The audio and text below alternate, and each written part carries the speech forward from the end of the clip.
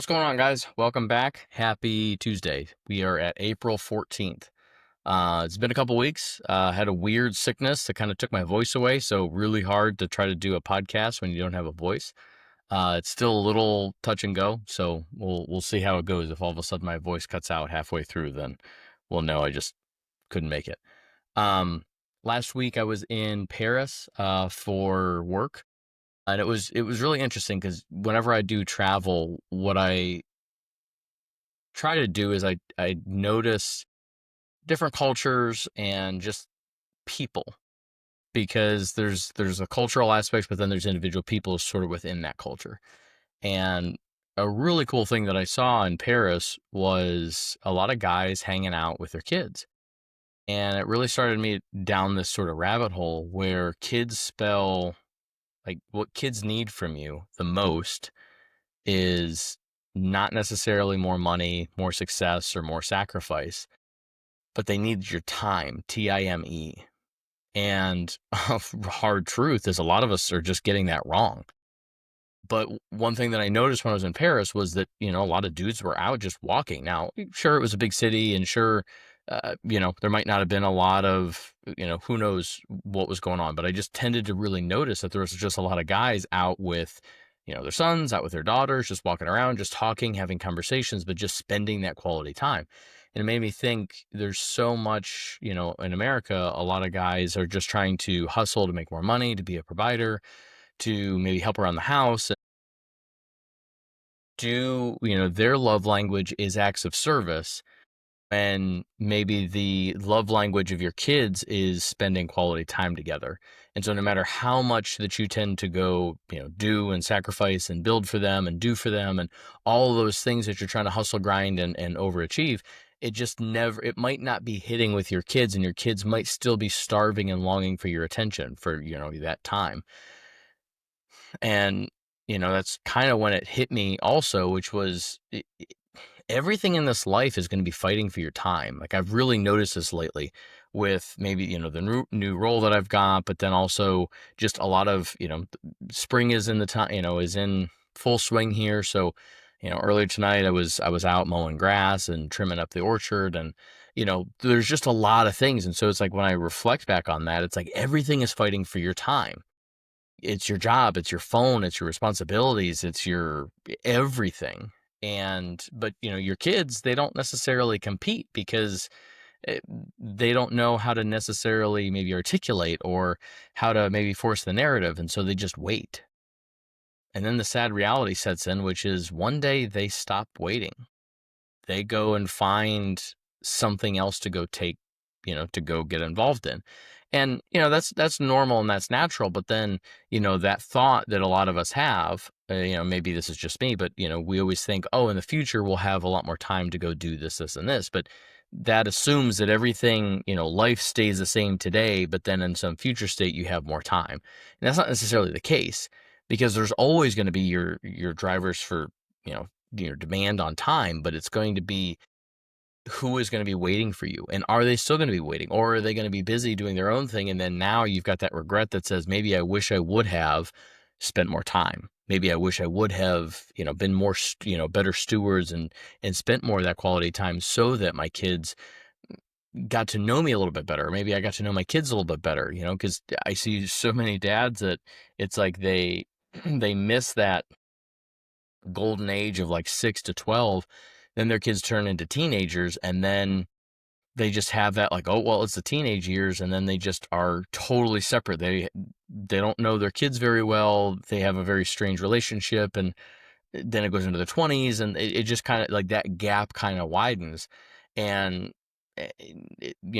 as gaps widen in relationships, it's harder, as that widens, it gets harder and harder to bring back together, because it's just, you start to become two different people versus having that close relationship where maybe you feel like you can bring anything to that individual. And so in your kids' case, it's, do they feel comfortable and confident enough to bring anything to you? Or do they say, yeah, sure, I always feel comfortable bringing something to you, but they never do. And so that's kind of what I wanted to get into today. And so when I take this back and up a level to just being a dude and just being a guy and what it means to be a man, is it's not just to be a provider. It's also, part of that whole equation is how well of a steward are you of your time? Am I investing my time where it matters most?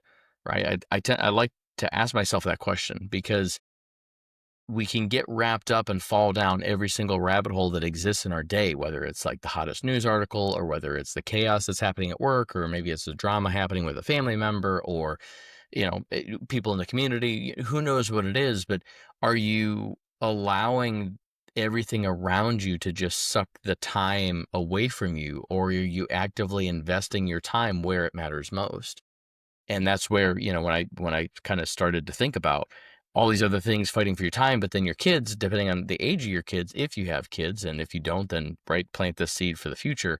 But this also weighs true in everything in life is who are the people that might not be as aggressive trying to get your time, and are those people important to you, and maybe you need to apply a different strategy, right? Do you need to look at investing your time and where you're spending it? And is that what matters most? Are you really doubling down on the areas where, you being present and where your time is best spent? Like, are those in alignment?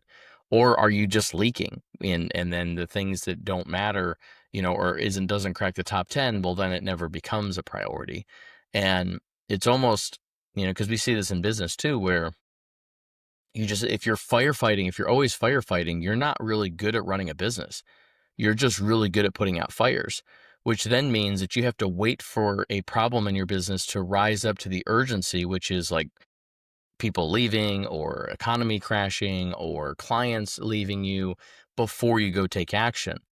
And so if you wait for things to be that drastic and chaotic, then you're just addicted to being a firefighter, not necessarily being that good steward and trying to proactively live your life.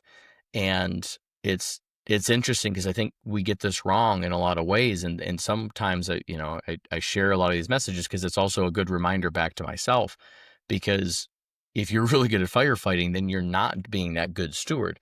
And ultimately, what it means to be a man is to be a good steward of your time so that you can be the best provider, so that you can be the best leader for your family and for your community, so that you can show up and be that type of man that everyone is counting on you for.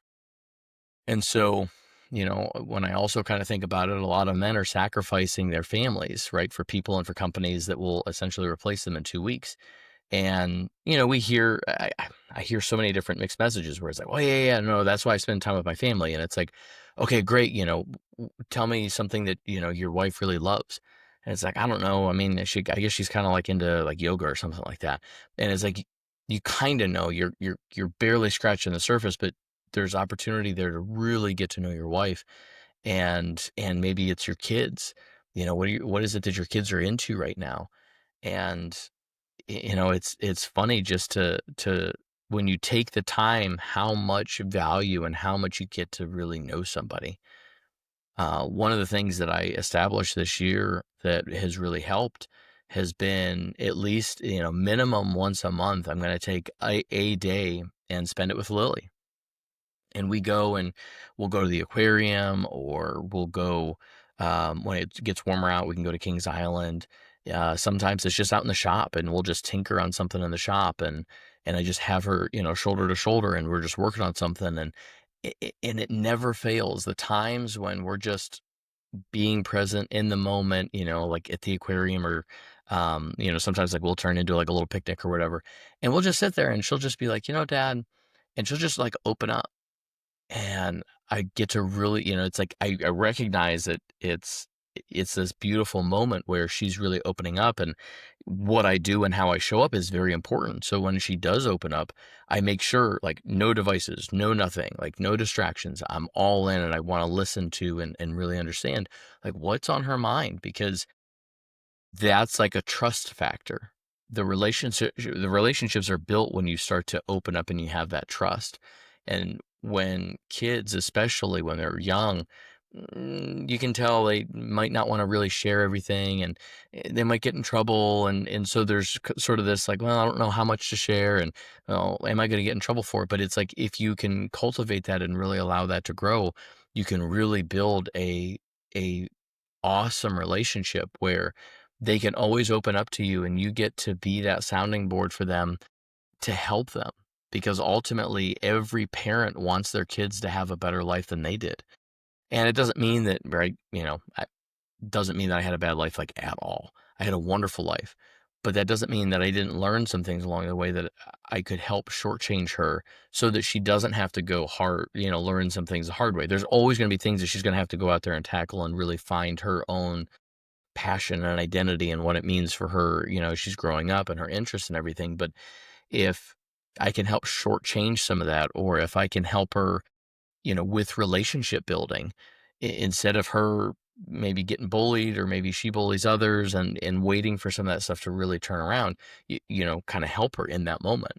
So it's a really, really cool thing. And so I share that because I think for a lot of guys, it's probably top of mind, or it might not be top of mind, but the method and approach might still be sort of vague. Or it's like, well, this is what I'm doing, and I think this is good because this is sort of unique, but you don't really know, is that good or not. Like, what you do, if you're all you're exposed to is what you do, then you never really know, is what you're doing really good or really bad. And doesn't mean that what you're doing isn't really good, but doesn't also mean that there might not be some things out there that you could learn and adapt and just become an overall better dad. And so it reminds me, when I was growing up as a kid, you know, I no, I didn't really kind of put it together until later in life, but dad was great. He's still alive, by the way. But it's like, dad would do anything for me. He would, you know, fix anything. I was notorious for taking stuff apart and never putting it back together. So he always had to go figure out, here's a pile of mess that was something that used to work around the house. Like, please help me put it back together. And he would, and he would have patience and he would just kind of do it. And I would always try to spend more time with him, right? I was just like, oh, he's like, I want to be with you. But he was sort of like the dad that was just like going to do it over here in this corner. Like, no, no, no, like, I'm going to do it over here. And he would just do the thing, fix things and whatever else. But I ultimately wanted to learn, how to do those things and kind of be around him. And it wasn't until later when I grew up as like an adult that I was like, wow, his love language is acts of service. And so, for him, he would do literally anything because he, loves me and cares for me that much. But it was, and a lot of times it's like, I just want to be around you. Like, I just want to soak in the essence of who you are, because you're never, the time that you have with him isn't always going to be there. Like, there's gonna be a point where my dad's not gonna be here anymore, and all I'm gonna have, from my dad are the memories of him. And so that's partially why, like, my brain kinda goes into, like, well, why is that the kids wanna spend time with their parents? Because I think subconsciously, deep down, we ultimately know one day we're gonna have, they're not gonna be here anymore, and we are. And all we're gonna have are the memories. And so if all we have is that dad did everything for us, we don't really get to know, like, who they were as an individual. What were the things that they really liked? What were the things that maybe they struggled with? Like, really get to know them as a personal relationship. And that it's like an elevation or an evolution of the relationship. When you're a kid, you don't necessarily think like, "Ooh, what is my dad? Like, what are all the things that makes him tick?" But as you grow up and mature into an adult, where instead of like you having to learn everything from your parents, then you start to become almost like those peers where you get to become friends with your parents. You ultimately, like, one of the challenges that you have to overcome is, instead of just telling your parents everything, which is like, hey, mom, dad, like, this is what I did, like, trying to prove how, good and how successful and everything that you are. It's, well, tell me, like, what's going on in your lives. Like, what are the things that you're struggling with? What are things that you're really happy about? Like, what are you excited right now? um you know Dad right now is he's got a 69 Mustang. So when I grew up, we had a 71 Mustang. And mom kind of forced it. She was like, "Hey, teach him. Don't just do it for him. Like, don't just rebuild him this muscle car, because this is a great opportunity for you two to bond, and not for you to just do everything for him." And so, building the car wasn't really the point. It was the time spent together, and it was just it mattered so much more, right? As you kind of get to be an adult, you get to go back and reflect on that.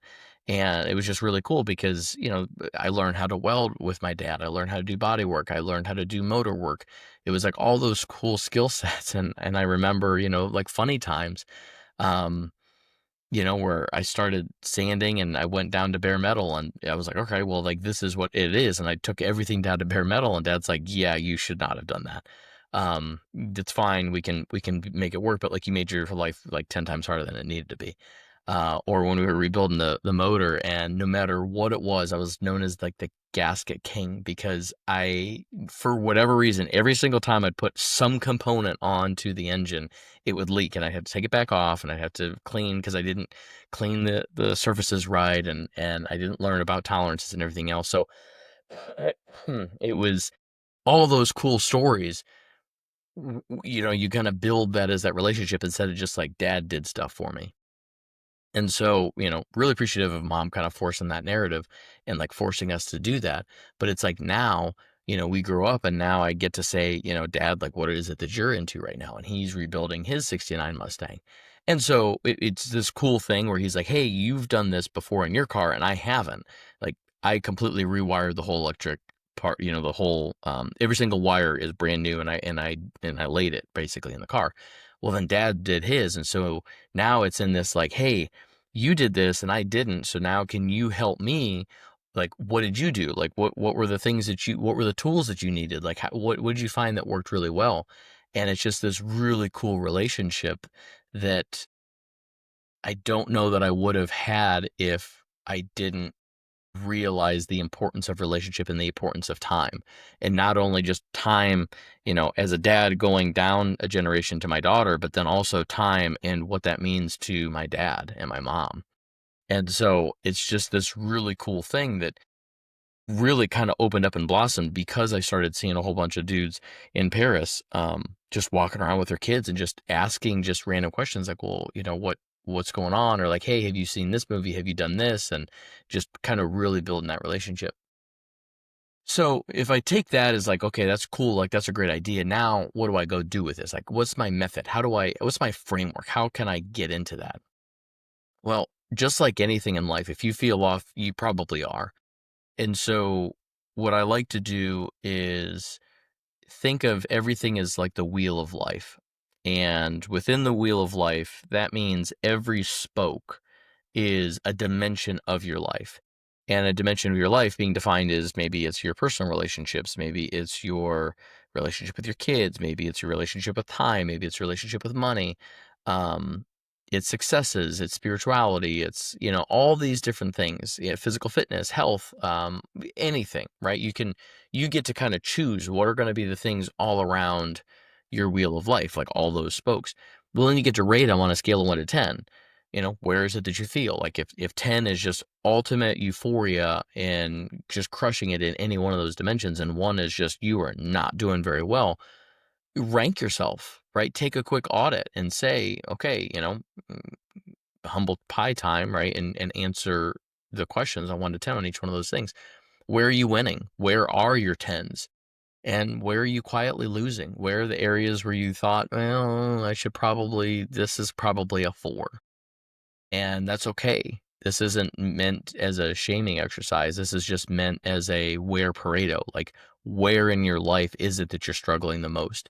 And you might know that. You just might intuitively know, hey, you know what? I've been avoiding this relationship. I've been avoiding my kids because I don't know how to connect with them. I've been avoiding um relationship with my wife. Maybe I'm avoiding my boss because I just can't quite seem to figure out that relationship.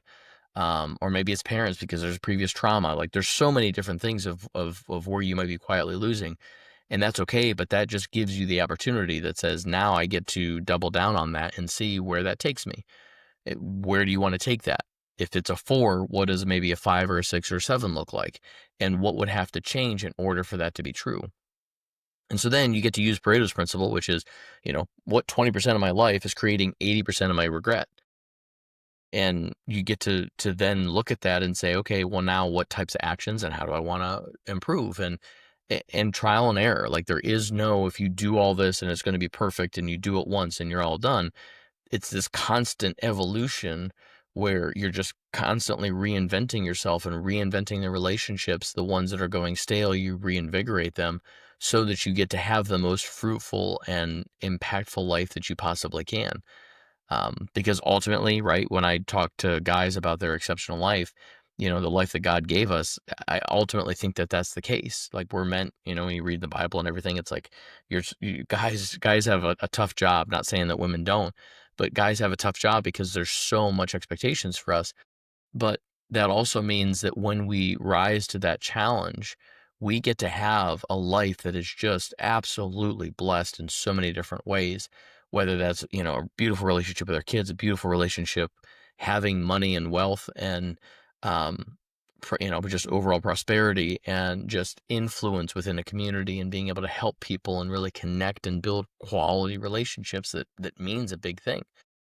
That also means that you're going to become the best version of yourself and not necessarily drift. Drifting is where you kind of let things go on autopilot for too long until you then let something bubble up as a fire and then you go firefight it. So, in order to prevent those firefightings and the cortisol and the adrenaline that we all get addicted to, you then start to look at your life and take audits and say, okay, how do I just continue to make a little bit of improvement daily? And that little bit of constant improvement daily will then turn into just big cascading changes over the weeks, months, and years to come. Um, and I'm not going to say that there isn't seasons, because I know one of the common questions that I get is, yeah, but I'm just like in this tough season in life. Yes, life does have seasons, totally with you. There's going to be times when you're just going to be out of balance. You look at your wheel of life and it's just going to be out of balance. You talk to, like Alex Hormozy and some of these high entrepreneurs, and they're going to say the same thing. In order to be, ultimate, truly successful, like you're going to be like balance is sort of a lie, because balance forces you to be average of everything. And I kind of agree to a point. It's like you have moments where you're going to be out of balance in order for you to get to level up. But ultimately, wherever it is that you choose to focus, you then have to build different systems and in order to allow you to kind of operate at that higher level. And I look at this as when we first had a house, um, I bought in Westchester, which was a suburb. And so I don't know, I think I had like point 0.1, 0.2 acres of land, really kind of small. And it took me probably a good, I don't know, half hour to an hour of mowing. And it was push mower, and I had to push mow everything. And, some weeks it took a little bit more because it was a hill and there was, a lot of obstacles and weed trimming and everything. So, maybe it took a couple hours. So a couple hours worth of yard work. Well, then we moved to the country where we've got 5 acres now. And if I were to use the same tool, it would have taken me probably a week in order to go push mow all the grass and do the weed trimming and everything else. But initially it was okay. It took a lot of time because I had to go find the right tool. But once I found the right tool and found, okay, 72-inch mower deck basically takes all the yard work back down into the same time frame as what it was to manage the zero point 0.2 acres in the suburbs. Then everything kind of got brought back into balance. And so sort of what that taught me was there's going to be moments where things are going to be out of balance. You're going to have to go all in and do sort of the infrastructure building of anything. But then when you get it to the maintenance side of things, then everything can kind of come back into balance. And because if you don't necessarily balance your life, then you're always going to be hit by the surprises from the low spots in your wheel of life. Like what that might look like is a guy who is super super successful at work, but if he goes around his wheel of life and maybe it's his relationships are really low, or maybe it's his health is really low, like he hasn't really been spending a lot of time with his health and he's overweight and he's just not eating great. Well, that's all well and fine, right? He's going to be out of balance for a certain point until the out of balance, a low spot, causes such a disruption into his life that it forces the time and attention to go back into that, right? Like a heart attack will force you, or a cancer scare will force you to say, I have to take health seriously. All the success and all the other stuff, we talked about this a couple weeks ago. Um, when you have 10,000 problems, it's a blessing, because when you have health problem, that's your only problem, and that's going to demand all your attention. But if you constantly keep a monitor and be honest with yourself of the areas where you need to apply a little bit more love, TLC to your life, you'll be able to go a lot further. Just like in a wheel, just like in a normal wheel, if you have an imbalance, it's going to vibrate as you're going down the road. Well, that heavy vibration sooner or later is going to break something, which then means you just can't go as far in life, right? Because you're going to be broken down on the side of the road. Maybe it's 100 miles, maybe it's 1,000 miles, maybe it's 10,000 miles. But sooner or later, all those vibrations is going to cause something to snap finally, which is life. But if you get it balanced, you can go a lot further in life. So I agree that there are seasons that you kind of have to, have imbalances, but the ultimate goal is to essentially round that out so that you can ultimately go a lot further in life, and you're not going to have the burnout, and you're not going to have the distance in relationships, and you're not going to have the regret that then you'll say, hey, I lost decades of my life because I prioritized this and I didn't think about this over here. Okay. Well, next kind of pivot into a little bit of some of these objections, because it's just like anything in life, a humble pie gets served daily. If you've been absent for a long time, like if I go back to the time with your kids, if you've been absent for a long time, the reality is that might feel really awkward. Your kids might not open up to you right away. And it might feel like you're talking to a stranger, because ultimately you kind of are. It's your blood, but it's not somebody that you feel ultimately close with. But avoiding that discomfort is how you can guarantee that you're going to have regret for the rest of your life. But facing in and saying, "It's gonna be awkward, I'm gonna do it awkward. Kids aren't gonna open up to you right away, but I'm still gonna be there, and I'm gonna still show up, and I'm still gonna try to make things right." Feels like you're talking to a stranger in your own home, that's fine.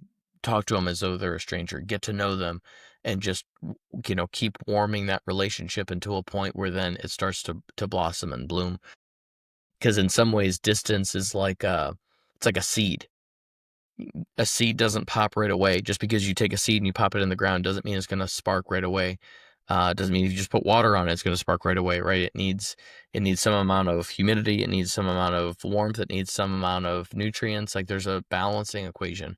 And so if you just apply all the necessary things by showing up and being loving and being supportive and just kind of being there, you'll start to warm that seed up, and then sooner or later that relationship with your kid will flower, and you'll be amazed at how quickly and how beautiful some of those flowers, that time with your kids can be, into the point where you have some of those like really core key memories that you'll take with you for the rest of your life. So if I, if I transition and say, okay, that's sort of the practical application. We talked about audit your time, right? What's actually going, that wheel of life. Um, and maybe, for you, if it's something else, if you're crushing it with your kids, like, fantastic, kudos to you, because, you've taken that time to really make sure to double down on that. Maybe it's something else. This kind of stuff still applies. But let's say that it is time with your kids that is something that you're struggling with. Just block time out with your kids like it matters, because it does. Because most of us operate off of calendars, right? We go to work and we have 7 a.m. meeting and a 10 a.m. meeting and a 3 p.m. pitch out, and we operate from that. So use that to your advantage, so you can, say, okay, this is going to be a time that I'm going to carve out and dedicate to time with my kids, and I'm not going to have devices. I'm not going to get distractions. I'm not going to go focus on all the things in life that I have to go do, like mow the grass and whatever that might look like for you. But just have that dedicated time with your kids, and start small. It doesn't have to be this grand, gesture either. What show were we watching? I think it was called Shrinking. Is a show on Apple, and one of the cool things that it was tragic. So it was like a psychologist, and he had lost his wife, um, and so it's him and his daughter, and he kind of went like really ghost mode and really strained the whole relationship, and it was just like this really weird, awkward thing. Well, then he just tries to, he finally realizes like, hey, wait a second, I'm not the only one that's suffering. Like I have to, like my relationship with my daughter, I'm just not even there. I got to get my head in the game. So then he comes back and he just comes in like with this grand gesture, like, let's just go do this, let's hang out, let's just be, wonderful best friends. And the daughter is really standoffish because for her, it's she can't trust that he's going to always be this way. She can't trust that he's not going to just close, at a moment's notice, close back down, and she's going to be left brokenhearted yet again. So for her, it's easier to have a cold heart towards him because she can't rely and trust that he's always going to be there. So don't go all in like this big grand gesture, right? Consistency is always going to win out over intensity because in that, right, it's slow little moments, right? Where it's just go get a cup of coffee, go, spend 30 minutes together, just go do a puzzle together, do some game and just kind of build on that and see where it goes. And it's a good self-awareness thing too, because what you'll find is you can start to ask questions or when they start to open up, they might tell you things depending on how old your kids are. Uh, they might start telling you things like, "Hey, Dad, when you do this, um, I don't like it. I really love when we do this. Can we do more of this?" And it's like, okay, well, why do you like to do this? And it's like because I just like spending time with you. I just want to be with you. And it's okay, we don't have to go do anything great, but I just, for my daughter, I'll give you an example. Uh, Before bed, we'll sit and we'll just chat sometimes. And I know she's delaying bed, and I know that she knows that I know that it's just delaying bedtime.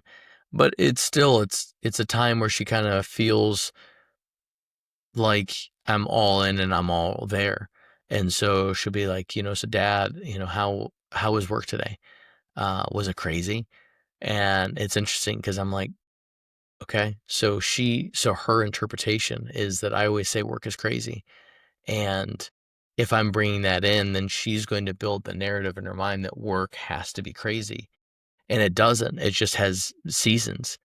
And so, it's a great opportunity to realize like, hey, this is a lens aimed back at me that says, hey, work, I may think work is crazy and I know that it's a season, but she doesn't. And so just being aware that, hey, how I'm showing up to her, she's getting some type of a skewed version of what life is and what working is and just all of that. So it's like a really beautiful self-awareness exercise. Um, you know, another exercise that a buddy told me once is he was like, if you were to go ask my kids, to describe me, what do you think that they would say? Do you think that they would say I'm present? Do you think that they would say, "Oh, daddy's always on his phone. Oh, daddy's just always so stressed out," or daddy's so angry," or "Daddy's always so exhausted when he comes home." How would they describe? Are they excited to come see you, or are they just like, "Oh yeah, dad's home"? Um, and I get some of this is age and some of it is just personality, but it's a good self-awareness exercise because a lot of that can help save you decades of having to unwrite a lot of that stuff in the future. And so another cool perspective is what will matter more in 20 years, this task that you're doing or this moment that you're experiencing. And I know that one for me has helped in a lot of times in a lot of ways because it it allows me to break down that construct that it's like, oh, I got to get this in for this deadline, and or an email will come in. My daughter's telling me something, and it's like, which one's more important, this email that came in or this moment because my daughter's telling me about her day, and am I going to be able to do anything with the email? Really, anything at this point, anyway. Maybe I can, maybe I can't, but can I spend this time with her with this moment? Make sure to build, add dividends or add investments for our future relationship, and I can always do the email, right? Email, the beauty of email is that it's asynchronous communication. It's not like it's a live call. So it allows you to kind of put things back in their boxes, especially in a hectic world where there's constant notifications going off, right?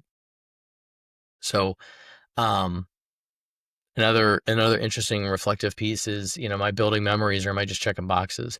It's funny when I was at a men's group, it was a couple months ago, and we're talking about stuff, and he's like, "Oh yeah," he's like, I take my kids to this, I do this, I do this, I do this, I do this, I do this, and I'm like, "Are you trying to like check boxes, or like do you actually have memories from each one of those?" And you could kind of tell he's like, "I've been just checking check boxes." Because as a kid, he wanted to be able to go do all this type of stuff, and so in some ways, he's reliving his childhood through his kids by getting him to go see baseball games and football games and museums and all this other stuff. But it wasn't like, oh, when we went to the museum, she really loved this. And like, we really took a moment and like researched this. And like, just, you could tell like really big memories. It was just, we went and did all the things. We took the picture, we did the selfie, we got everything we did. And then that was it. You could tell there was like, all right, and, there's some opportunity to grow there. So it was cool. Um, and again, all this stuff is just you get the opportunity. You always get the opportunity to show up. And so if that was you, cool. You become more aware of that. So now you get to go build however it is that you want to go take it. Are you okay with just check boxes? Cool. Like have at it. If you look at check it, hey, I'm checking check boxes and I really want to go start building better memories. Cool. You get to go do that. Um, so it's it's cool. Um, I'll I'll end here with a couple questions um, that that I had talked to a couple guys beforehand, and they asked me some questions. They're like, "Well, if I sat down with my kid today, like, what would I even ask him? How do I reconnect with him?" And I go, how would you get to know how would you get to know a new coworker that joined the team? And he's like, well, I'd ask him about his family and I ask him what he does. And I ask him like what he does for fun and all this other stuff. And I go, this like sounds like great ideas and great ways to ask your kid. Doesn't have to be great. Obviously don't ask your kid like, where do you work? Right. You got to have the right questions, but it's no different. Ask him, hey, what are you reading recently? What do you enjoy right now? What are something that you really enjoyed last week? And just see where it takes them, you know, see, if they're in a sport, like that's cool. Like what cool things you learn about in the sport right now? Like my daughter's in dance. And so, I know that she's doing cartwheels. And so it's like, I could be like, hey, I heard you're doing some cartwheels. Like, show me a cartwheel. I want to see how good of a cartwheel you're doing and get them to kind of show you and just like, oh, that's really cool. Maybe you teach me how to do it. Um, but you just break that ice, break the ice just like you would in any type of new person coming into a team and just allow the conversations to really transpire. It doesn't have to be, this weird, awkward thing. Um, so I wanted to share it because I've kind of felt called to after noticing some of the guys, like I said, walking around Paris with their kids, because it was really cool because in America I see a lot of times dads with their kids, but dads on the phone with their kids. And there it was like phones are away and the dads have the arms around the kids and they're talking and they're laughing and they're sharing jokes and they're doing it. And not a lot of people get the opportunity to go travel to experience different cultures. So whenever I do, I always like to take notice of it and then kind of share what I see and what I observe because it's all those observations that I think will help us ultimately become better versions of ourselves so that we can live this life the way that we ultimately want to. Um, if this hit for you, right? If there's one thing that really stood out, let me know. Uh, if you want to share it, that's fantastic. If not, then just, take one action that you want to take away today, right? Maybe it's spending some intentional time with your kids. It might just be putting a timer on the phone and just say, I'm not going to look at my phone for 15 minutes, all notifications off, and 15 minutes I'm just going to spend with my kids, be fully present and just see how it changes. Um, so if it worked for you, fantastic. If it spoke to you, let me know it. If you're enjoying the podcast, if you're listening and you're just, really liking it and you're showing up week after week, let me know, write some reviews on the Apple podcast or wherever it is that you're listening to it. Even if it's on YouTube, right? If you're catching the video replay of it, just let me know because I'm always interested to see how these different messages are hitting, hitting everybody and what they're liking and what they're not liking. Kind of go from there. So with that, happy Tuesday, happy April 14th, and happy spring, and we'll keep at it. So keep swinging, and we'll talk soon.